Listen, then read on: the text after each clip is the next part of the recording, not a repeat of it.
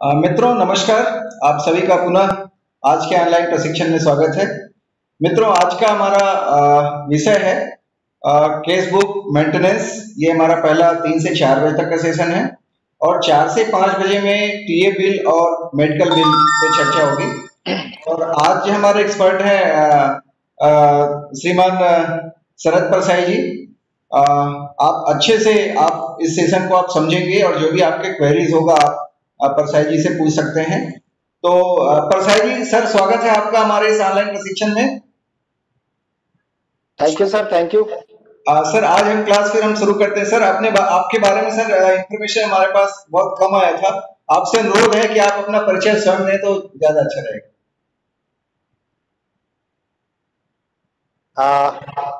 Okay sir, मेरा नाम शरद परसाई है। मैं राज्य वित्त सेवा से हूँ।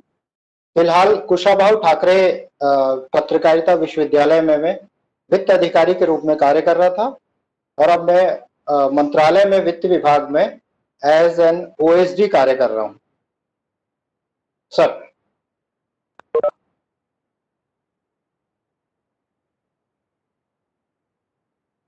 हेलो, यस सर, स्टार्ट करें सर। हाँ, ओके ओके ओके। तो कैश बुक मेंटेनेंस पर हमारी एक क्लास है। तो जहां तक कैश बुक की बात करें कि आखिर कैश बुक क्या है, नेक्स्ट स्लाइड करेंगे प्लीज।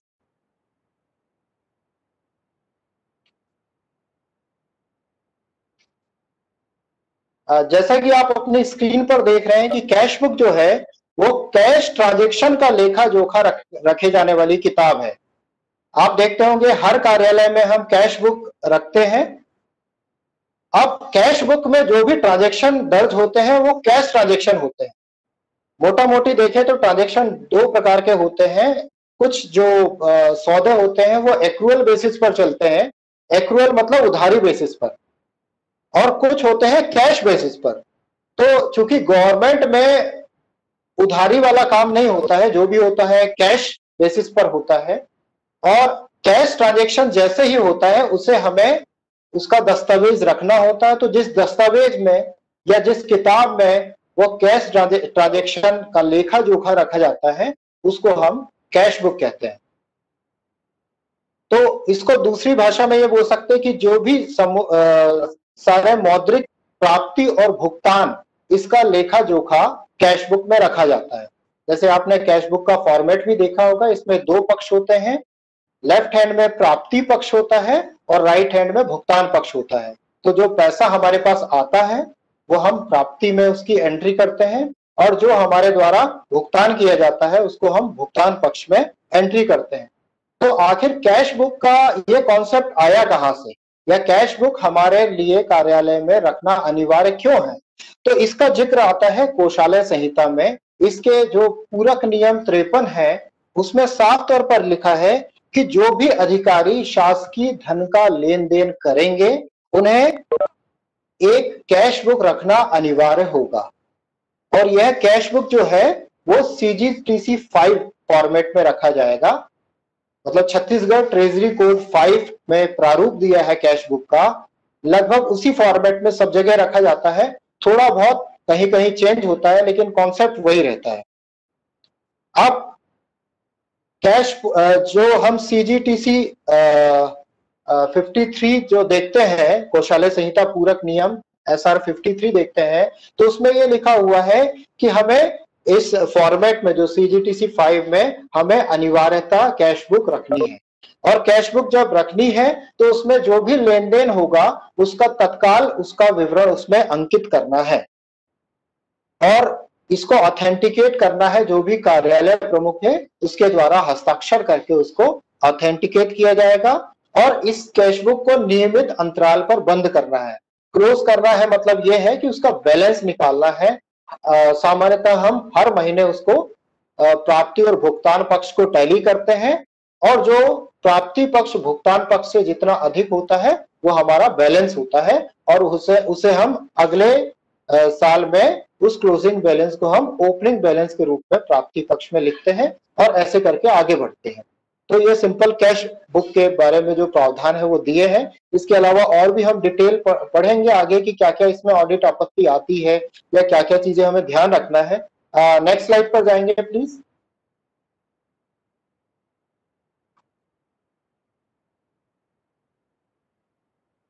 इसको थोड़ा जूम कर सकते हैं, फोन छोटा है।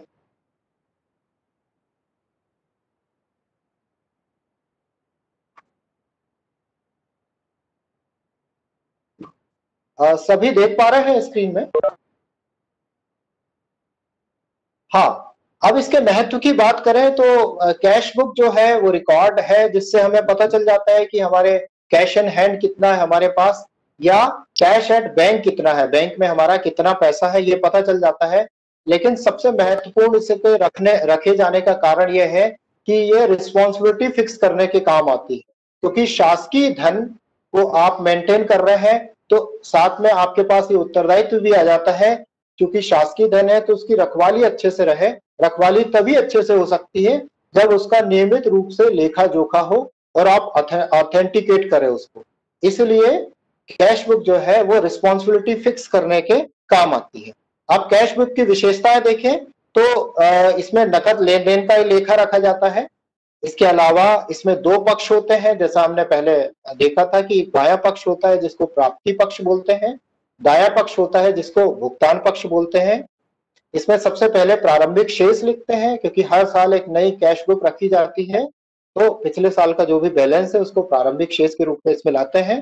फिर उसके बाद अंतिम शेष जो होता है वो प्राप्ति जो भुगतान से जितना अधिक रहती है वो अंतिम शेष के रूप में होती है। जब हम टोटलिंग करते हैं तो दोनों ओर का टोटल बराबर करते हैं और जो प्राप्ति भुगतान से अधिक है उसको भुगतान पक्ष में लिख देते हैं जिससे वो टोटल बराबर आए, और जो भुगतान पक्ष में जो शेष रहता है उसको हम अगले साल या अगले माह प्राप्ति पक्ष में आरंभिक शेष के रूप में ले जाते हैं।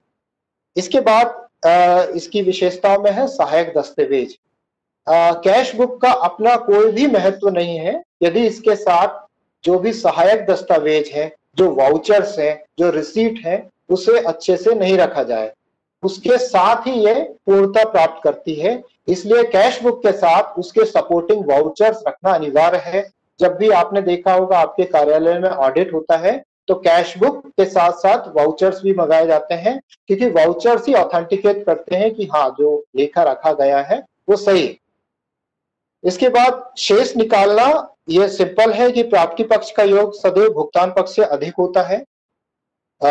दोनों पक्ष का जो अंतर है वही शेष है और दोनों पक्षों का जोड़ है वो एक सीधी रेखा में लिखकर नीचे हम दो लाल लाइन खींचते हैं और अगले माह में शेष प्राप्ति पक्ष में लाकर फिर आगे नगद लेन देन को हम अंकित करते हैं। तो अंतिम शेष जो होता है वो भुगतान पक्ष में लिखा जाता है। अब कैश बुक के प्रकार की बात करें तो कैश बुक सामान्यतः 3 प्रकार की होती है। एक होती है साधारण या सिंपल कैश बुक जिसको सिंगल कॉलम कैश बुक कहते हैं, जो सामान्यतः हमारे कार्यालयों में चलती है। इसके अलावा होती है 2 कॉलम कैश बुक जिसमें 2 कॉलम होते हैं और 3 कॉलम कैश बुक 3 कॉलम की होती है। तो आखिर कॉलम तो देखा जाए इस एक कैश बुक में कॉलम सामान्यतः 8 कॉलम होते हैं।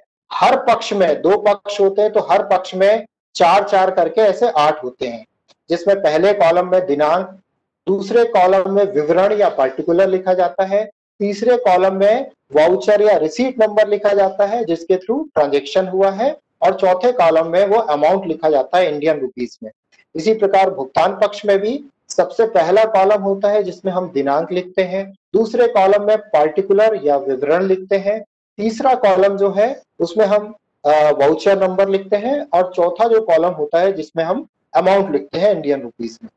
तो इस प्रकार कॉलम तो 8 होते हैं, लेकिन ये कॉलम वास्तव में पर्टिकुलर के बाद जो अमाउंट है वो कॉलम यदि एक सिंगल कॉलम है अमाउंट का तो उसे हम साधारण या सिंगल कॉलम या सिंपल कैश बुक बोलते हैं, जो हमारे कार्यालय में रखी जाती है। यदि कॉलम एक से ज्यादा है, यदि एक कॉलम कैश का और एक कॉलम बैंक का होता है तो ऐसी कैश बुक को 2 कॉलम कैश बुक होते हैं। मतलब अमाउंट वाला जो कॉलम है वो दो भागों में बट गया, एक कैश और एक बैंक कॉलम में, दोनों ही पक्षों में। इसी प्रकार 3 कॉलम कैश बुक है, ये सामान्यतः व्यापारियों द्वारा रखी जाती है, जिसमें जो अमाउंट वाला कॉलम है वो 3 अलग अलग कॉलम में बढ़ जाता है। एक होता है कैश, एक कॉलम होता है बैंक, और तीसरा कॉलम होता है डिस्काउंट या बट्टे का कॉलम, जो गवर्नमेंट में तो चलता नहीं है, इसलिए सामान्यतः हम अपने कार्यालयों में देखते हैं तो सिंगल कॉलम कैश बुक ही मेंटेन की जाती है। आगे बढ़ेंगे please, next. Sir, two column का कहाँ उपयोग होता है? सामान्यतः 2 कॉलम का, हेलो जी सर। हाँ, 2 कॉलम का जो उपयोग होता है सामान्यतः जहां कार्यालय में कैश और बैंक दोनों ही रखे जाते हैं, तो ऐसे ट्रांजैक्शन जब हम बैंक से पैसे निकालते हैं, विड्रॉ करते हैं, तब यहाँ पर 2 कॉलम का उपयोग होता है, क्योंकि बैंक से पैसे निकाले मतलब बैंक का जो पैसा है वो हमारा कम हो गया जो बैंक में रखा, और हमारा कैश का पैसा बढ़ गया, तो हमारा रिसीट में कैश कॉलम में उसकी एंट्री होगी और पेमेंट में बैंक कॉलम में एंट्री होगी। ठीक है, तो क्या सर इसी को डबल एंट्री बोलते हैं? नहीं, डबल एंट्री नहीं। देखिए, कैश बुक डबल एंट्री पर नहीं चलती है, इसको हम कॉन्ट्रा एंट्री बोलते हैं। ये कहलाती है कॉन्ट्रा एंट्री या विपरीत प्रविष्टि। विपरीत प्रविष्टि का मतलब ये है कि जब हम एक ही ट्रांजैक्शन को 2 जगह हम नोट करते हैं, जैसे मैंने एग्जांपल बताया जो आप स्क्रीन में भी देख रहे होंगे, ये 3 एग्जांपल है। जैसे जब हम बैंक में रुपया जमा करते हैं, तो यदि हम 2 कॉलम कैश बुक मेंटेन करेंगे, तो चूंकि बैंक में हमने पैसा जमा किया तो हमारे पास जो पैसा था कैश के रूप में वो कम हो गया, और बैंक में जो पैसा हमारा जो अमाउंट है वो बढ़ गया। इसका मतलब क्या हुआ कि भुगतान पक्ष में कैश कॉलम में हम उसकी एंट्री करेंगे क्योंकि हमारा कैश कम हो गया, लेकिन रिसीट कॉलम या प्राप्ति पक्ष में हमें बैंक कॉलम में उसकी एंट्री करना पड़ेगा, क्योंकि बैंक का अमाउंट बढ़ गया है, या बोले हमारा अमाउंट जो बैंक में रखा है वो बढ़ गया है, क्योंकि हमने अपने पास का पैसा बैंक में जमा कर दिया है। इसी प्रकार जब हम बैंक से कार्यालय में उपयोग के लिए जब पैसा निकालते हैं, और यदि हम 2 कॉलम कैश बुक मेंटेन कर रहे हैं, तो हमारे पास चूंकि नगद बढ़ जाएगा, तो रिसीट कॉलम जो होगा लेफ्ट हैंड साइड में, हम कैश में जो कैश में उसको अमाउंट को दिखाएंगे जितना भी पैसा निकाला है, जबकि भुगतान पक्ष में बैंक कॉलम में उसको दिखाएंगे, क्योंकि बैंक में जो राशि थी उसका भुगतान हुआ है, और जो हमारे पास कैश राशि थी वो रिसीट के रूप में हमारे पास आई है। ठीक है। हाँ, इसी प्रकार यहाँ पर कैश बुक में एक समस्या आती है जिसको हमें थोड़ा चर्चा करना है कि आखिर रेड इंक से हम क्या क्या एंट्री करते हैं। जनरली रेड इंक का भी उपयोग करते हैं, तो रेड इंक में एंट्री करने वाले, जैसे मैंने 5 यहाँ एग्जांपल दिए हैं कि मान लो एक चेक है जिसको हमें दोबारा जारी करना है। समस्या यह होती है कि एक चेक हमने जारी कर दिया, तो जब जारी किया हमने उसको कैश बुक में एंट्री कर लिया। मान लो हमने किसी को जारी किया तो हम भुगतान पक्ष में लिखेंगे फलाना फलाना तारीख को, जो तारीख दिनांक में आएगा पर्टिकुलर में लिखेंगे यह चेक क्रमांक हमने इस फलाना फर्म को जारी किया, और हम उसके कैश कॉलम में ये लिखेंगे कि 100 रुपए का मान लो वो चेक है वो जारी किया, तो वो एंट्री पहले ही हो चुकी है। लेकिन क्या होता है कि कई बार चेक, चूंकि इसमें पता है कि इसमें 3 महीने का अवधि होती, 3 महीने में सामने वाले को हमने चेक तो जारी कर दिया, पर 3 महीने की अवधि में उसने चेक नहीं लगा पाया, या ऐसी स्थिति हुई कि चेक में हमारे डेट में कुछ मिस्टेक हो गई तो बैंक उसको लेता नहीं है, या हमने नाम फर्म का मान लो रामधन करके था और हमने रामरज करके कर दिया, तो भी स्थिति गड़बड़ हो जाएगी। तो उस केस में क्या है, हमें चेक को दोबारा जारी करना पड़ेगा। जब हम चेक दोबारा जारी करेंगे तो हम निश्चित रूप से उसकी एंट्री फिर से तो करेंगे नहीं, 100 रुपए फर्म को हम दे चुके हैं, तो हम क्या करेंगे, इसकी एंट्री कैश बुक में रेड इंक से दिखाएंगे, और सारा जितना भी विवरण है पूरा हम विवरण वाले कॉलम में लिखेंगे अमाउंट सहित, कि यह चेक निरस्त होने के कारण फलाना फलाना ये नंबर का चेक इस फर्म को दोबारा जारी किया गया इतने रुपए का, तो वो अंदर ही एंट्री होगी, उसको बाहर हम अमाउंट वाले कॉलम में नहीं दिखाएंगे। तो ये एक रेड एंट्री होती है कि हमने उसको रेक्टिफाई किया है, पर वो अमाउंट यदि दोबारा दिखा देते तो वो वहां फिर हमारा मिलान नहीं हो पाता, क्योंकि राशि तो हम पहले जो दे चुके हैं उसका हमने एंट्री कर ली, राइट। अब इसके बाद एडवांस देना या प्राप्त करना। जब हम किसी को एडवांस देते हैं तो वास्तव में एडवांस एक खर्चा नहीं होता है, वह हम उसको पैसा दे रहे हैं कि आप खर्च करने के बाद उसका समायोजन करेंगे। तो वास्तव में चूंकि वो व्यय नहीं है, तो हम उसे भुगतान कॉलम में जब भी दिया जाएगा उसको, तो भुगतान कॉलम में राइट हैंड साइड में पर्टिकुलर में हम उसको रेड इंक से दिखा देंगे कि मिस्टर एक्स को फलाने फलाने कार्य हेतु इतने रुपए दिए गए। उसको हम भुगतान कॉलम में पर्टिकुलर में अंदर दिखाएंगे। जब वह मान लो उसको 100 रुपए दिए और उसने उसका समायोजन किया कि इतना रुपए खर्चा हुआ और इतना रुपए शेष बचा है, तो मान लो 100 रुपए हमने उसको दिए हैं, उसमें से उसने 80 रुपए खर्च किया मिस्टर एक्स ने, और 20 रुपए जो है वो वापसी आए, तो वास्तव में 80 रुपए व्यय है। अब इस 80 रुपए को हम जब उनके द्वारा समायोजन किया जाएगा, उस डेट पर उस 80 रुपए को हम ब्लू इंक से दिखाएंगे कि 80 रुपए, चूंकि वो वास्तविक खर्चा हुआ है, और 80 रुपए अमाउंट कॉलम में वहां पर आ जाएगा बाहर। और 20 रुपए का वो जब हम विवरण जब वो समायोजन करेगा तो हम लिखेंगे कि इतनी तारीख को इन्हें इतने रुपए 100 रुपए दिए गए थे, जिसमें से 20 रुपए शेष बचे हैं। यह रिसीट कॉलम में रेड इंक से अंदर आएगा। इस प्रकार जो वास्तविक खर्चा है वो 80 रुपए हुआ है, वो बाहर आ गया। बाकी भुगतान करते समय भुगतान पक्ष में हमने उसको रेड इंक से पर्टिकुलर के अंदर ही पूरा विवरण लिखा है, और समायोजन करते समय प्राप्ति पक्ष में रेड इंक में से विवरण के अंदर ही पूरा सब कुछ लिखा हुआ है, हमने बाहर उसको एंट्री नहीं की। मुझे लगता है ये क्लियर हो गया होगा। ठीक है, तो आगे बढ़ते हैं। यदि हमें किसी त्रुटि युक्त, यदि मान लो हमें लिपि की त्रुटि हो गई, या कहीं ऐसा लगा कि हमने राशि गलत लिख दी है, या फर्म का नाम गलत लिख दिया है, या वाउचर नंबर गलत लिख दिया है, तो उसको सुधारने का भी एक स्टैंडर्ड तरीका होता है।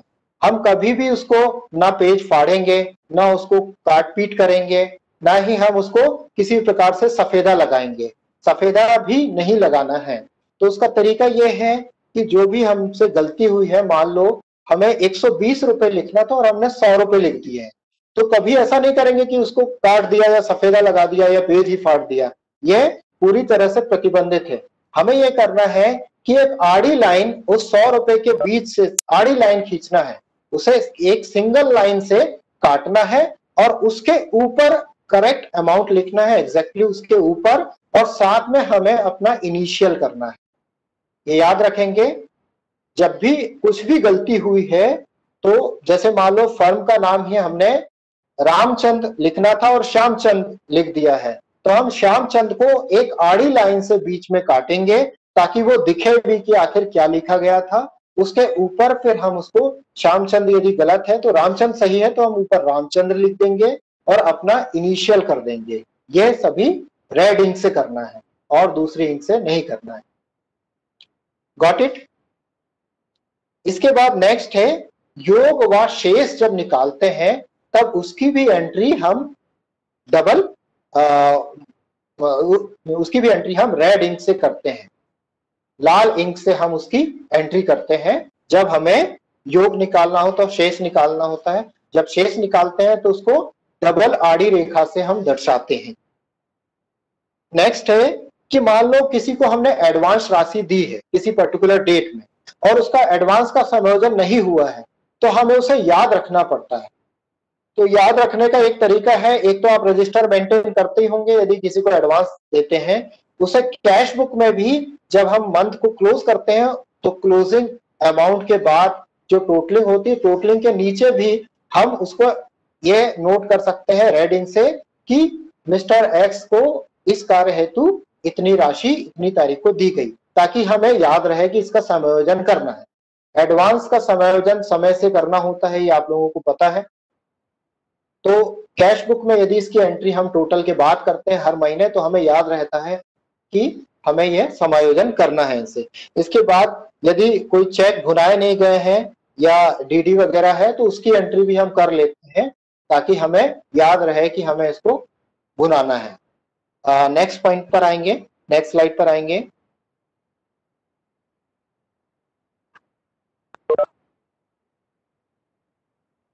हाँ, ये है बैंक समाधान विवरण।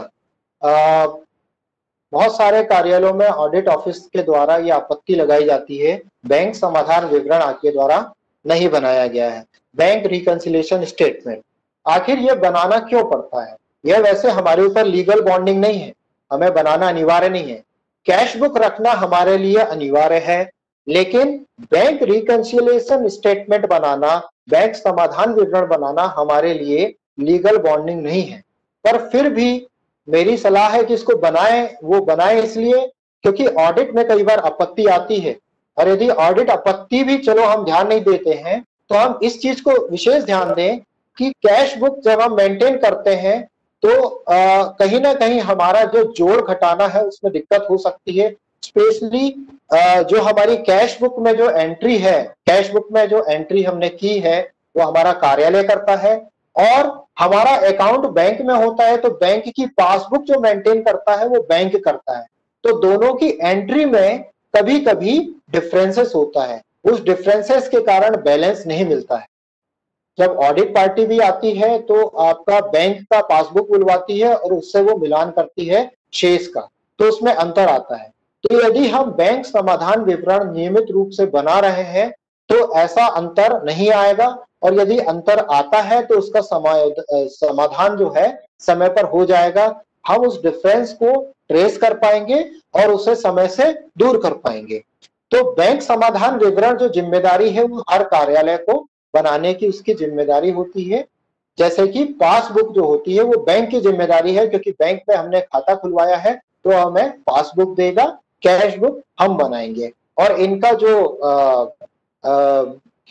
जो बैलेंस है वो मिलना चाहिए हर समय। और यदि बैलेंस नहीं मिलता है तो हमें बीआरएस या बैंक समाधान विवरण बनाना होता है। तो इससे जो त्रुटि की संभावना नहीं रहती यदि हम निरंतर करते रहे, अंतर डिफरेंसेस नहीं रहता, गबन की संभावना भी नहीं रहती है। विशेषकर देखा गया कि बहुत सारे कार्यालयों में मैं भी देखा हूं कि बहुत ज्यादा डिफरेंस होता है बैलेंस अमाउंट में। इसका कारण यह होता है कि हम उसको बैलेंस मिलाने को हमेशा इग्नोर करते हैं, इसलिए बैलेंस नियमित रूप से हम हर माह मिलाते रहें ताकि यह डिफरेंसेस बहुत बड़ा ना हो जाए। अब आखिर ये अंतर आता क्यों है? तो इसके कुछ उदाहरण हम देख सकते हैं कि कुछ एंट्री होती है जो कैश बुक में दर्ज होती है, जो पासबुक में दर्ज नहीं होती है। कुछ ऐसी एंट्री हो सकती है जो पासबुक में दर्ज है और कैश बुक में दर्ज नहीं है। तो ऐसी एंट्री जब होगी तो निश्चित रूप से डिफरेंसेस आएगा ही आएगा। तो हम देखते हैं कि आखिर कैसी कौन सी एंट्री से जो कैश बुक में दर्ज है लेकिन बैंक की पासबुक में दर्ज नहीं होती। जैसे हम देख रहे हैं कि कार्यालय ने यदि कोई चेक बैंक में भुगतान हेतु प्रस्तुत कर दिया, अपनी तरफ से आपके कार्यालय से आपने चेक बैंक को भेज दिया, तो आपने जब बैंक को चेक भेजा तो आपने उसकी एंट्री अपने कैश बुक में कर ली, लेकिन बैंक ने वो चेक लगाया नहीं या अंतर आ जाता है, महीना खत्म हो गया, तो उस बीच क्या होगा, वो डिफरेंसेस आ जाएगा। तो पासबुक में उसकी एंट्री आपको मिलेगी नहीं उस अवधि के लिए, तो वो एक अंतर रहेगा। सेकंड है, मान लो अनादृत चेक है, डिसऑनर्ड चेक है। मान लो चेक में कुछ ऐसी गलती थी, आपने तो एंट्री कर ली अपनी कैश बुक में, लेकिन जब सामने जिसको चेक आपने जारी किया था वो बैंक में उसको भुनाने गया तो बैंक ने उसको डिसऑनर कर दिया, डेट में त्रुटि या अमाउंट में त्रुटि या जो भी अन्य त्रुटि है नाम में फॉर्म में। तो उस केस में हमने चूंकि एंट्री कर ली है लेकिन बैंक ने उसको भुनाया नहीं है तो उसकी पासबुक में नहीं आएगा, तो ये एक डिफरेंस आ जाएगा। इसके कारण दोनों का बैलेंस नहीं मिलेगा और हमें रिकंसिलिएशन में इसका ध्यान रखना पड़ेगा। तीसरा होता है कि प्राप्त चेक है लेकिन हमने बैंक भेजे नहीं। चेक हमें प्राप्त हुआ, हमारे कार्यालय में मिला, हमने उसकी कैश बुक में एंट्री कर ली, क्योंकि वो रिसीट था तो हमने रिसीट साइड में उसको लिख दिया, लेकिन बैंक में हम भेज ही नहीं पाए, भेजना भूल गए, तो उस केस में बैंक की पासबुक में तो आएगा नहीं, क्योंकि बैंक को पता ही नहीं है कितना अमाउंट हमारे कार्यालय को मिला है। इसलिए ये भी एक डिफरेंस आ जाता है। इसके बाद कुछ एंट्रीज ऐसी होती है जो पासबुक में तो दर्ज होती है केवल, लेकिन कैश बुक में इसकी एंट्री नहीं होती है। जैसे मान लो बैंक ने कोई चार्ज लगाया, कोई कमीशन लगाया, अब बैंक ने कोई कमीशन काट दिया या कोई भी चार्ज उसने काटा, तो उसने तो काट दिया, उसकी पासबुक में वो आ जाएगा, लेकिन बैंक ने ये सूचना कार्यालय को नहीं दी, या कार्यालय ने अपनी पासबुक जो है समय से उसको प्रिंट नहीं करवाई बैंक में जाके, और उसको या प्रिंट भी करवाई तो उस पर ध्यान नहीं दिया। तो इस कारण क्या होता है कि बैंक ने जो कमीशन काटा तो बैंक में तो आपका बैलेंस कम हो गया, लेकिन कैश बुक में आपका बैलेंस उतना ही है, तो यहां पर एक डिफरेंस आ जाता है। सेकंड है, मान लो बैंक में हमारी राशि जमा है और उस पर बैंक ने इंटरेस्ट दिया, किसी भी पर्टिकुलर इंटरेस्ट रेट पे बैंक ने इंटरेस्ट दिया। सामान्यतः बैंक साल में 4 बार हर क्वार्टरली एंडिंग में इंटरेस्ट जमा करता है। वो इंटरेस्ट बैंक ने तो जमा कर दिया हमारे खाते में और उसको अपनी पासबुक में भी दिखा दिया, लेकिन हम भूलवश उसको अपनी जो कैश बुक है उसमें एंट्री नहीं कर पाए। तो इस कारण क्या होता है कि हमारा बैलेंस जो है वो बैंक में तो बढ़ा हुआ दिखाएगा, क्योंकि हमें ब्याज से राशि बैंक के द्वारा प्राप्त हुई है, लेकिन हमारी कैश बुक में एंट्री नहीं है, तो वह राशि उतनी कैश बुक में हमारी कम हो जाएगी। इसके बाद कुछ लिप की त्रुटि हो सकती है, जो कोई लेन देन कैश बुक में हम दर्ज नहीं कर पाए। मान लो हमने कोई चेक बैंक को जारी किया, हम एंट्री नहीं कर पाए, या किसी को जारी किया, या किसी ने हमें बैंक कोई चेक दिया है वो हमने बैंक भेज दिया, हमने एंट्री नहीं किया, तो रिसीट साइड में हमारा अमाउंट तो बढ़ जाएगा बैंक में, लेकिन हम उसको अपनी कैश बुक में नहीं ले पाएंगे। तो ये डिफरेंस का कारण है। अब हम बैंक रिकंसिलिएशन स्टेटमेंट को एक एग्जांपल से समझ सकते हैं। Next slide please, next slide please.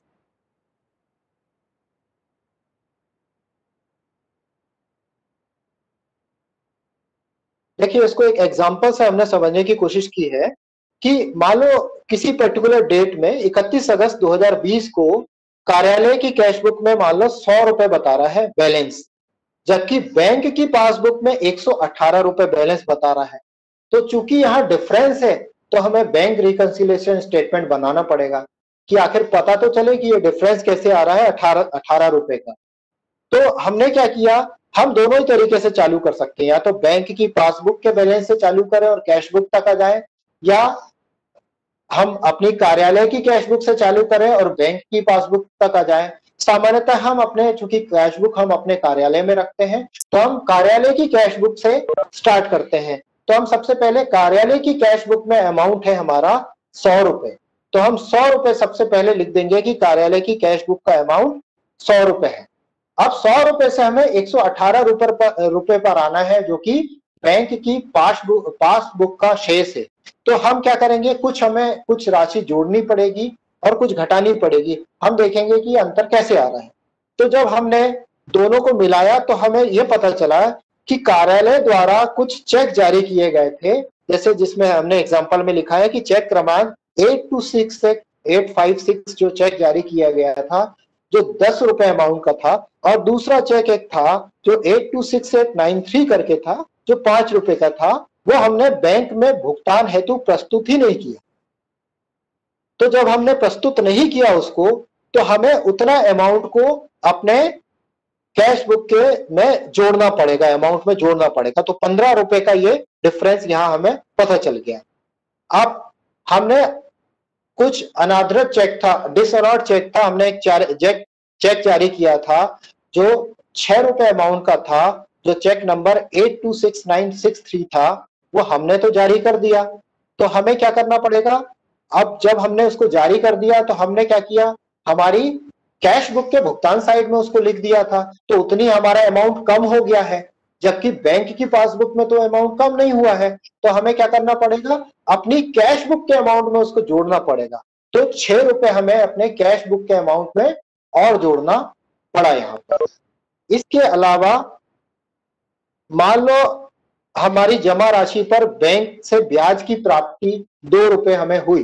Bank का ब्याज था जो पासबुक में तो एंट्री हो गया, लेकिन हमारी कैश बुक में एंट्री नहीं हुआ। इसका मतलब कैश बुक हमारा अमाउंट 2 रुपए और बढ़ के हमें दिखाना था, जो हमने नहीं दिखाया। मान लो क्वार्टर के एंड में बैंक ने ब्याज दिया था 2 रुपए, लेकिन हम अपनी कैश बुक में उसको एंट्री नहीं कर पाए, तो हमें उसको एंट्री करना पड़ेगा अब। तो हमने 2 रुपए यहां दिखा दिया। इस प्रकार देखेंगे तो हमारे वास्तव में 15 और 6 21 और 23 रुपए ऐसे थे जो हमारी कैश बुक में हमारे मतलब ऑफिस के अमाउंट में बढ़ने थे, तो वो हमें अब बढ़ाने पड़ेंगे। वो हमने बढ़ा दिया, लेकिन कुछ चीजें घटानी भी पड़ी। जैसे मान लो हमें एक चेक प्राप्त हुआ किसी फर्म से या किसी भी संस्था से 826908 का, जो कार्यालय द्वारा बैंक भेजा ही नहीं किया, बैंक नहीं भेजा गया या बैंक द्वारा इसको खाते में जमा नहीं किया गया। तो क्या हुआ कि हमने चूंकि ये जो चेक था वो हमने बैंक भेजा नहीं, हमने उसको अपनी कैश बुक में भुगतान पक्ष में लिख दिया है। तो हम क्या करेंगे, इसको हम प्राप्ति पक्ष में उसको लिख दिया है, तो 4 रुपए से उतने अमाउंट को हमें घटाना पड़ेगा, क्योंकि ये पासबुक में तो नहीं आया है। कैश बुक में हमने उसको प्राप्ति पक्ष में लिख दिया था, तो चूंकि पासबुक में नहीं आया है तो हमें उतनी राशि को घटाना पड़ेगा।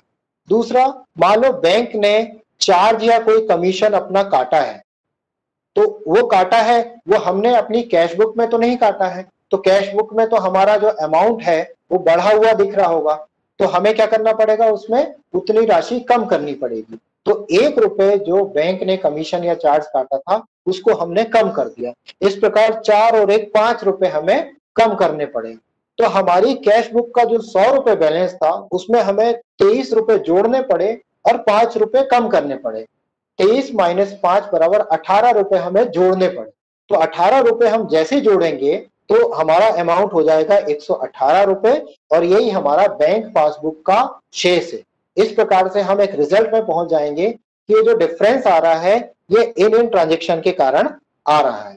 तो यही एक स्टेटमेंट, हर महीने जो डिफरेंस होता है वो स्टेटमेंट हमें जो हम जोड़ निकालते हैं वहीं पर लगाना होता है कि ये डिफरेंस का ये कारण है। तो इसमें कोई क्वेश्चन हो तो आप पूछ सकते हैं।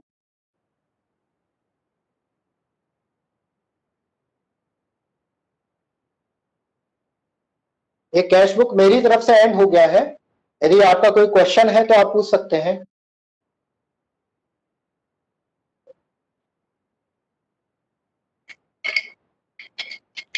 Sir hello, good afternoon sir. हाँ, गुड आफ्टरनून मैडम। सर कई बार क्या होता है, जैसे हम चेक इश्यू कर दिए कि या फिर किसी का चेक जमा हुआ हमारे पास में, तो हम तुरंत अपने कैश बुक में एंट्री कर दिए, लेकिन बाद में जब हम बैंक पासबुक को अपडेट कर रहे हैं फिर उसके साथ मिला रहे हैं तो देख रहे हैं वो चेक बाउंस हो गई, और उस चेक की वजह से क्योंकि ओवरड्राफ्टिंग था तो हमारा अकाउंट से पैसा कट गया। तो क्या ऐसा नहीं कर सकते कि हम बैंक पासबुक जब हम एंट्री करें और उसके साथ साथ हम कैश बुक मेंटेन करें? नहीं, देखिए सामान्यतः जो नियम है, नियम यही कहता है कि जैसे ही ट्रांजैक्शन हो आपको उसकी एंट्री करना होगा, ट्रांजैक्शन के साथ ही आपको एंट्री करना होगा।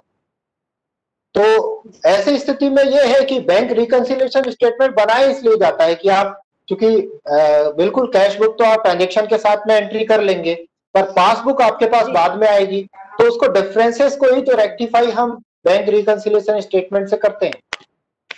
जी सर, और एक चीज है, जैसे ये वाला जो आप बताए हैं, हम लोग वही जो मार्केट में जो स्टैंडर्ड कैश बुक मिलती है जिसमें एक साइड रिसिप्ट रहता है और दूसरे साइड पेमेंट रहता है, उसमें कॉलम्स रहते हैं जिसमें रिसिप्ट में बैंक के द्वारा रिसिप्ट और कैश, और वैसे पेमेंट में एक्सपेंडिचर वाले में कैश और बैंक द्वारा दोनों कॉलम रहता है, उसी को हम यूज करते हैं। सर एक हमारे RMSA में डबल एंट्री सिस्टम के साथ में एंट्री करनी रहती है, तो डबल एंट्री कई बार हमारी ट्रेनिंग भी हुई है, तो थोड़ा सा विस्तार से थोड़ा बताइए ना सर, डबल एंट्री सिस्टम क्या होता है? डबल एंट्री से करना पड़ता है। डबल एंट्री, देखिए double entry system cash book में कहाँ चलती है? कैश बुक में तो सिंगल एंट्री ही चलेगी। अच्छा, या तो आप भुगतान करेंगे, हाँ, अच्छा, इसको डबल एंट्री से कंफ्यूज मत कीजिए। ओके जी। इसमें देखिए, या तो आप राशि प्राप्त करेंगे या भुगतान करेंगे जी सर, ऐसा तो एक साथ नहीं हो। अच्छा, दोनों साइड जैसे हम प्राप्त किए राशि तो प्राप्त में लिखे और फिर उसके बाद में हम ओपनिंग बैलेंस लिखे, टोटल लिखे, और इसमें तुरंत पेमेंट के साइड में क्लोजिंग बैलेंस लिखना नहीं पड़ेगा सर? कि इसमें एक्सपेंडिचर नील जी और क्लोजिंग बैलेंस भुगतान था और टोटल जी। नहीं, देखिए आपको कहीं से राशि प्राप्त होती होगी, शासन से होती होगी, बजट के माध्यम से होती होगी, उच्च कार्यालय से प्राप्त होती होगी, कहीं से राशि प्राप्त होती होगी आपको, उस राशि के आधार पर ही आप भुगतान करते होंगे। तो जब राशि आपको प्राप्त हुई है जिस भी माध्यम से, किसी न किसी सैंक्शन ऑर्डर के माध्यम से या ट्रेजरी में बिल लगा के कैसे भी प्राप्त हुई है राशि, उसको आप फिर प्राप्ति में एंटर करेंगे, और जब आप उसका भुगतान करेंगे सैलरी में या किसी भी उसमें मद में, तब उसको भुगतान साइड में एंट्री करेंगे। अच्छा, तो जिस डेट में हमको सपोज राशि प्राप्त हुई है उसी डेट में एक्सपेंडिचर 0 करके शो नहीं करना पड़ता है? नहीं, एक्सपेंडिचर जब आप जब एक्सपेंडिचर करेंगे तब तो एक्सपेंडिचर साइड में एंट्री करेंगे उसकी। आप 0 क्यों लिखेंगे? जैसे हम सोचते थे डबल एंट्री क्या होता होगा, जैसे रिसिप्ट में सपोज मुझे 10,000 बैंक से मिला तो मैंने लिखा ओपनिंग बैलेंस, फिर रिसिप्ट और टोटल किया, और वैसे एक्सपेंडिचर में लिखा, उसी डेट में लिखा कि एक्सपेंडिचर नील और closing balance as it is लिखा। तो ये मतलब टोटल उसी डेट में हमारा एक्सपेंडिचर नील है और प्राप्ति में हमने मान लो 10,000 प्राप्त किया और एक्सपेंडिचर नील है, तो उसको हमको मेंशन नहीं करना पड़ेगा उसी डेट में हम एक्सपेंडिचर नील कर रहे हैं जी। देखिए, आपने एंट्री नहीं करी इसका मतलब ये है कि नील है वो। अच्छा, वो जरूरी नहीं होता उसी डेट में जैसे प्राप्ति की और एक्सपेंडिचर नील जी? नहीं, एक्चुअली क्या होता है, जिस डेट में जो ट्रांजेक्शन होता है वो दिखाना है आपको। प्राप्ति पक्ष में जिस डेट में ट्रांजेक्शन हुआ है, जिस डेट में प्राप्ति हुई उसमें आपको दिखाना है, और भुगतान पक्ष में जिस डेट में ट्रांजेक्शन हुआ है उसमें आपको दिखाना है। और जिस डेट को यदि भुगतान पक्ष में नहीं लिखा है कोई ट्रांजेक्शन, इसका मतलब ये ऑब्वियस है कि वो नील है वहां पर। अच्छा, हम सोचते थे कि दोनों साइड जैसे रिसिप्ट हम किए हैं और एक्सपेंडिचर नील है तो उसको भी उसी डेट में एक्सपेंडिचर नील करके शो करना पड़ता है, ऐसा नहीं है ना सर? जी सर, क्लियर हो गया जी sir, thank you sir. Cash book को आप डबल एंट्री से कंफ्यूज मत कीजिए प्लीज। जी ये सिंगल एंट्री में ही चलती है कैश। अच्छा, ठीक है, थैंक यू सर। जी सर। एक्सक्यूज मी सर, ये मंथली एंट्री जो करेंगे अपन, मंथली क्लोजिंग रहेगा जी? मंथली क्लोजिंग करेंगे अपन? हाँ, ठीक है, करेंगे जी। तो वो रिसिप्ट में जैसा मैडम ने पूछा, वो रिसिप्ट एंट्री हुई, एक्सपेंडिचर चूंकि कुछ भी नहीं हुआ, तो इसलिए क्लोजिंग जब होगी मंथ के एंड में, तो उस समय पे कुछ भी डेबिट नहीं हुआ, तो इसलिए ये प्रश्न आया था मैडम के दिमाग में। तो उस समय पे हम एक्सपेंडिचर नील रहेगा। एग्जैक्टली नील है वो, बिल्कुल है जी, तभी टैली करेगा अपना अमाउंट। हाँ, एग्जैक्टली। देखिए, आप क्या करेंगे, आपको टोटल तो मिलाना पड़ेगा दोनों साइड का जी। आपको भुगतान पक्ष का और प्राप्ति पक्ष का टोटल मिलाना पड़ेगा लास्ट में। मतलब जो अकाउंट्स का नियम कहता है कि प्राप्ति और भुगतान पक्ष का आप टोटल मिलाएंगे। यहाँ का टोटल प्राप्ति पक्ष का और भुगतान पक्ष का टोटल मान लो 100 रुपए है, पर देखा जाए तो एग्जैक्टली आपका प्राप्ति 100 रुपए थी पर भुगतान 80 रुपए हुआ है।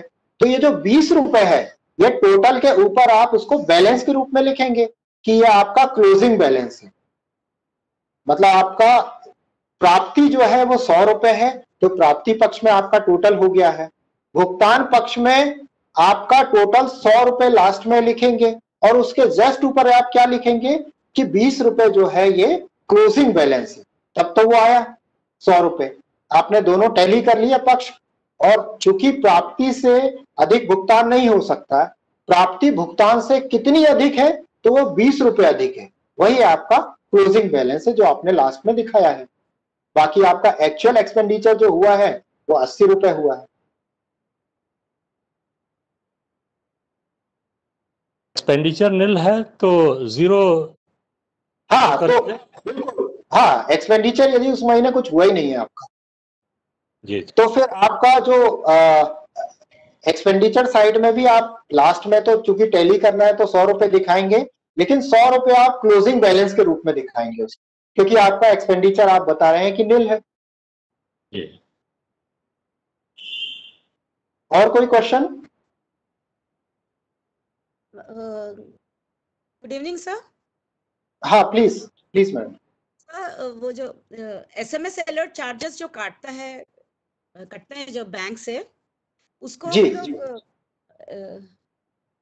बैंक के एक्सपेंडिचर साइड में यदि दिखाते हैं तो कई बार ऐसा होता है कि सपोज हम लोगों ने एक 10,000 रुपया आहरण किया और उस आहरण का एक्सपेंडिचर हम दिखाते हैं और फिर कुल व्यय में जब जाते हैं तो बैंक के SMS अलर्ट्स भी जुड़ जाते हैं उसमें, तो वहाँ एक मिस्टेक होता है सर।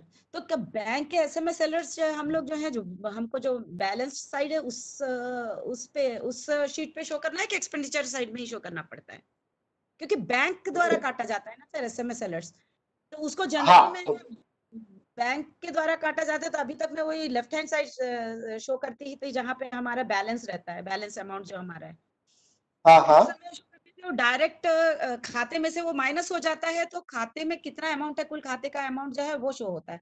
फिर जो 10,000 जो एक्सपेंडिचर साइड में शो होता है तो उसमें इंक्लूड नहीं होता वो, वरना क्या हो जाता है उसको एक्सपेंडिचर साइड में शो करने से उसके साथ जुड़ के जो हमारा कुल व्यय आता है ना सर, वो 10,000 जो हमने आहरण किया उससे ज्यादा हो जाता है। तो एक्चुअल प्रोसीजर क्या है सर, जो बैंक द्वारा काटे गए अमाउंट होता है, जैसे SMS अलर्ट्स कटते हैं, तो उसको किस साइड शो करना है हमको? देखिए, जब आप रिकंसिलेशन करेंगे तो निश्चित रूप से आपको उसको एक्सपेंडिचर में दिखाना होगा उसको, क्योंकि वो आपके बैलेंस जो आपने उस बैंक में रखा था उससे कटा है वो।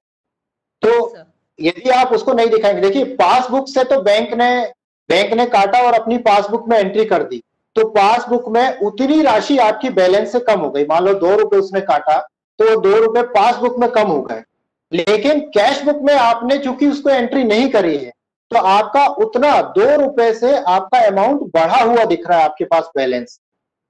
तो आपको उसको बैलेंस को कम करना है, इसका मतलब आपको एक्सपेंडिचर 2 रुपए से बढ़ाना पड़ेगा। तो निश्चित रूप से आपको 2 रुपए एक्सपेंडिचर साइड में ही दिखाना पड़ेगा, तभी वो टैली करेगा, क्योंकि वो अमाउंट ऑलरेडी आपका बैंक काट चुका है जो पासबुक में आपकी वो रिफ्लेक्ट कर रहा है, पर आपकी कैश बुक में चूंकि रिफ्लेक्ट नहीं कर रहा है। वो खाते से डायरेक्ट कट जाता है सर, उतना अमाउंट हमारे खाते में कम रहता है, उसको एक्सपेंडिचर साइड में शो करते हैं। और उसी महीने मैंने 10,000 रुपए बैंक खाते से कुछ खरीदने के लिए आहरण किया और वो फिर मैं अपना दिखा रही हूँ एक्सपेंडिचर साइड में, और बाद में जाके जब हम कुल व्यय करते हैं तो वो 17.70 सपोज है तो वो भी तो जुड़ जाएगा ना सर कुल व्यय में।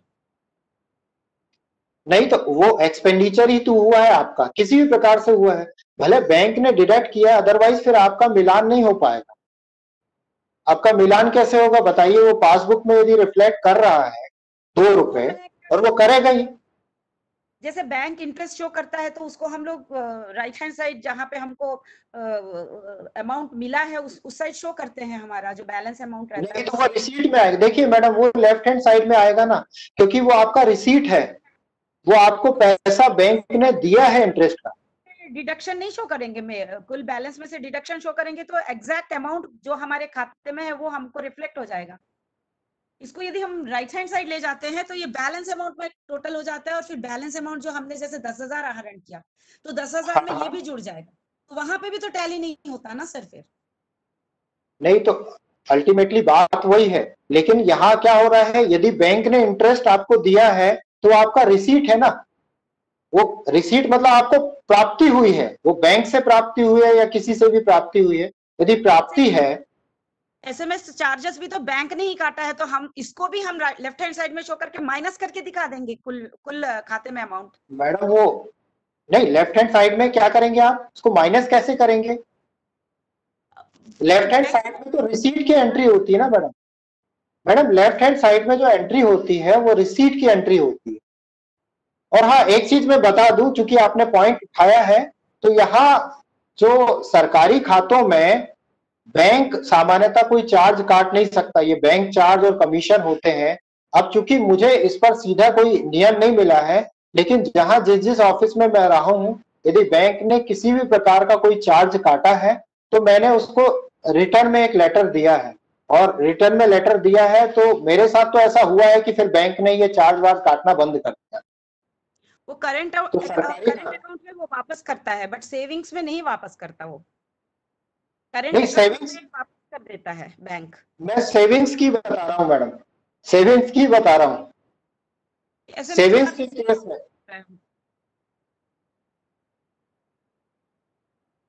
एसएमएस चार्जेस वापस नहीं करता हमको। अच्छा, कितना मतलब एसएमएस चार्जेस कितना काटता है? वो फ्रिक्वेंटली काटता रहता है? वही हाँ, बीच बीच में काटता रहता है। 17.7 काटता है, 17 रुपया 17 पैसे। अच्छा, तो बैंक को आपने कम्युनिकेशन किया है क्या, रिटर्न कम्युनिकेशन किया है? वैसे तो नहीं किया है सर, इसके सेविंग्स में नहीं किया, पर करंट अकाउंट में हर बार रिटर्न कम्युनिकेशन करती हूँ और वो पैसा हमको वापस करता है, बट इसमें नहीं करता। एक बार इसमें और कीजिए ना, क्योंकि मैं तो सक्सेसफुल रहा हूँ। Yes sir. अब एसएमएस चार्ज का नहीं पता, लेकिन अदर जो चार्जेस जो काटता था, अदर चार्जेस वापस करता है, एसएमएस चार्जेस नहीं किया है। मैं फिर कोशिश करती हूँ सर। Okay okay okay. अच्छा, कैशबुक के बारे में कुछ और चीजें हम चर्चा कर ले। कुछ पॉइंट मुझे याद आ रहा है जिसमें अपने को ध्यान रखना है। पहला तो यह है कि जो कैशबुक आप हर साल एक नई कैशबुक चालू करेंगे, पुरानी कैशबुक को कंटिन्यू नहीं करना है। हर साल के लिए एक नई कैशबुक रहेगी। इसमें देखिए, छत्तीसगढ़ फाइनेंशियल कोड जो है, वित्तीय संहिता है, उसका परिशिष्ट 12 जब आप देखेंगे तो उसमें लिखा है कि कैशबुक को 20 साल तक, 20 इयर्स तक आपको मेंटेन करके रखना है। यह अनिवार्यता हर कार्यालय के लिए कि 20 साल तक उसको मेंटेन करना है। तो कैशबुक जो होना चाहिए वो हमेशा हार्ड बाउंड होना चाहिए, मोटे पुष्टे वाली होना चाहिए, और उसमें कोई जो है उसका जो नंबर पेजेस है वो प्रिंटेड होना चाहिए।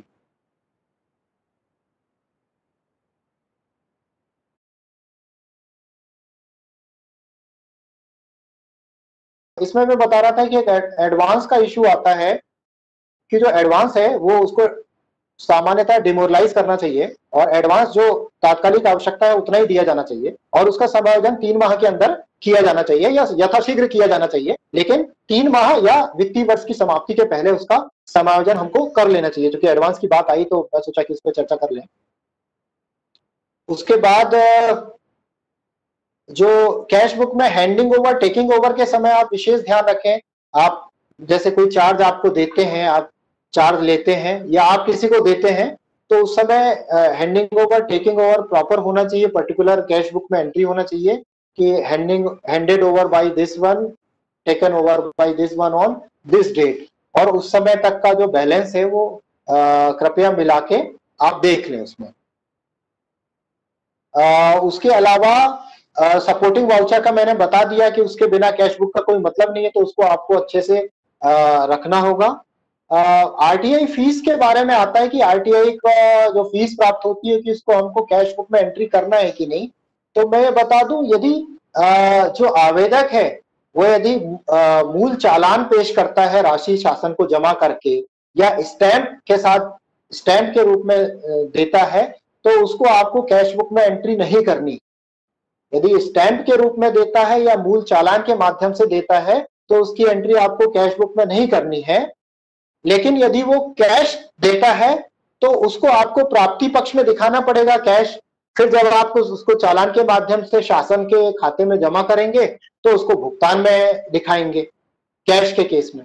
और यदि पोस्टल ऑर्डर के माध्यम से दिखाता है तो वह राशि ना तो आपके कार्यालय में है, ना ही वो राशि शासन के पास है। कायदे से वो राशि होना चाहिए शासन के पास। जबकि वो है अभी पोस्टल डिपार्टमेंट के पास। तो जो पोस्टल ऑर्डर उसने जमा किया उसको आप पोस्ट ऑफिस से भुनाएंगे, जब भुनाकर आप लाएंगे तो वो आपके पास कैश के रूप में आ गए, उसको आप अपने कैश बुक में रिसीट साइड में दिखाएंगे, और जब उस राशि को शासन के खाते में जमा करेंगे उसको आप भुगतान पक्ष में दिखा देंगे। तो ये आरटीआई के संदर्भ में आप ध्यान रखेंगे। ईएमडी के केस में अभी आपके इधर पता नहीं मुझे ईएमडी या टेंडर वगैरह होता है कि नहीं, पर ईएमडी जो है यदि सेम डे हम रिटर्न कर देते हैं संबंधित फर्म को तो उसकी एंट्री नहीं करनी होती है, लेकिन यदि हम अपने पास रखते हैं तो उसको हमें एंट्री दिखानी होती है।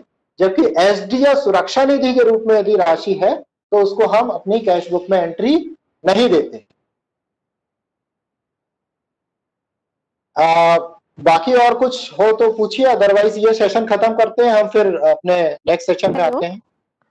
हेलो, हाँ जी sir Trija from Sukma sir, मुझे एक क्वेश्चन करनी थी सर। सर जैसे हमने किसी को भुगतान चेक के माध्यम से किया सर, जैसे हमने जुलाई में किसी को भुगतान चेक के माध्यम से किया और जुलाई एंडिंग में हमने अपने कैश बुक में उस चेक के भुगतान का एक्सपेंडिचर लिखेंगे ना सर, चेक को हमने इस को भुगतान किया, ऑब्वियसली लिखेंगे। जैसे उस व्यक्ति विशेष ने अगस्त में उसे निकाला सर, अगस्त में उसे उस चेक को आपको बुनाया सर, तो फिर उस स्थिति में हमारा बैलेंस सर उस स्थिति में हमारा बैलेंस फिर जुलाई के एंड में अलग होता है सर बैंक के हिसाब से और हमारी कैश बुक में बिल्कुल अलग होगा सर। वैसे ही करेंगे ना, जिस डेट से हमने भुगतान किया चेक के माध्यम से, हम उसे वहां पर जरूर अंकित करेंगे कि हमने इस दिनांक को इस व्यक्ति को इतने हजार चेक भुगतान किया, तो फिर वो हमारा वहां पर बैलेंस यदि बैंक में कम ज्यादा होता है तो ये आवश्यक नहीं ना सर। देखिए वही बात है ना, देखिए बीआरएस क्यों बनाना जरूरी है, यही सब जो प्रैक्टिकल परेशानी आती है। बिल्कुल ऐसा होता है, चेक जारी करना हमारे हाथ में है पर चेक भुनाने वाले के पास 3 महीने का टाइम है, तब तक चेक वैलिड होता है, वो कभी भी लगा सकता है। तो उस केस में वो डिफरेंस आएगा ही आएगा, वो आपके हाथ में नहीं है, वो डिफरेंस आपकी गलती के कारण नहीं हुआ है। बस गलती यहाँ होगी यदि आप उसको ट्रैक नहीं कर पाए, तो ट्रैक करने का तरीका ही बैंक रिकंसिलिएशन स्टेटमेंट होता है, क्योंकि आपको पासबुक से मिलाना पड़ेगा हर महीने के लास्ट में। आप जैसे ही मिलाएंगे वो डिफरेंस आएगा, उस डिफरेंस को आप खोजेंगे, दैट इज बीआरएस। आप उसको नोट कर लेंगे। बीआरएस एक सिंपल स्टेटमेंट बनती है, वो मैंने आपको एग्जाम्पल के साथ इसलिए बताई ताकि वो थोड़ा सा क्लियर हो जाए कि आखिर हमको बनाना है, और वो बहुत मुश्किल काम नहीं है, पर बनाएंगे तो वो डिफरेंस है ना आगे चल के, नहीं तो बहुत ट्रेस करना जैसे जैसे समय बढ़ता है बड़ा मुश्किल हो जाता है।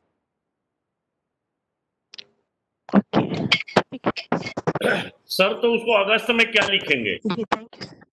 हेलो, हाँ सर, और जुलाई में जैसे मैडम ने बताया चेक दिया, लिख लिया जुलाई में, तो अगस्त में क्या बताएंगे उस अमाउंट को? नहीं, हम अपनी कैश बुक में कुछ नहीं बताएंगे, क्योंकि कैश बुक में तो हम एंट्री कर चुके हैं जुलाई में। हम उसको बैंक रिकंसिलिएशन स्टेटमेंट में बताएंगे, वो बैंक रिकंसिलिएशन में आएगा ही आएगा उस महीने जी। तो टोटल में डिफरेंस आएगा क्यों सर? तो डिफरेंस तो आएगा, मैं बता रहा हूँ ना, टोटल में डिफरेंस आना कोई बड़ी बात नहीं, वो आ ही सकता है, वो आपके हाथ में नहीं है। लेकिन बस वो डिफरेंस क्यों आ रहा है उस जड़ तक यदि आप पहुंचे रहे तो आगे चल के दिक्कत नहीं होगी। जी जी जी ठीक है सर जी। बीआरएस इसलिए कॉम्प्लीमेंट्री है, कैश बुक का कॉम्प्लीमेंट्री है, वो बता देता है कि आखिर कहाँ दिक्कत चल रही है। तो ये कैश बुक हम